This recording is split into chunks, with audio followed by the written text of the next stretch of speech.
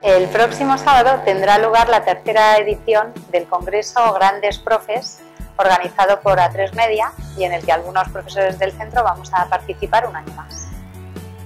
Con motivo de tal evento hemos querido preguntar a nuestros alumnos de primaria qué hace a un profe ser un gran profe. Les dejamos con sus respuestas.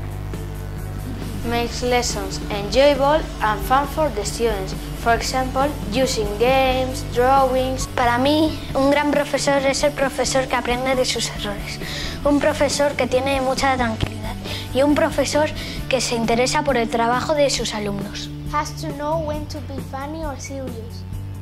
Explicar las cosas con alegría y ánimo.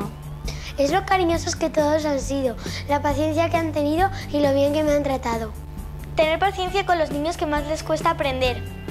Enseñarles a los niños las cosas poco a poco y no meter prisa a los niños que más les cuesta estudiar. Good teachers help you when you have a problem and they solve it in a relaxed way. Ha estudiado mucho más que un profesor normal.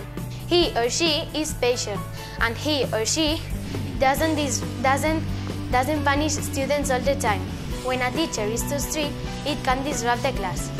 Tiene que ser divertido, tiene que vigilar a los niños, tiene que ser majo de vez en cuando. Is the one who corrects the student mistakes and the one who helps students to understand difficult subjects. Es que tenga todo planeado y traiga profes para apoyo a los niños. Atento, inteligente, que trate bien a los niños y que explique muy bien. Siempre que nos portamos mal, nos da una segunda oportunidad y siempre espera lo mejor de todos.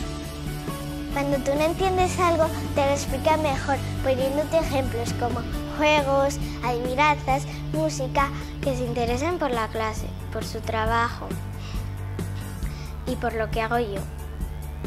Que tengan paciencia, que sean divertidos y que sepan mucho, que saquen las buenas cualidades de ti y cuando te desanimas a hacer algo, que te animen a hacerlo.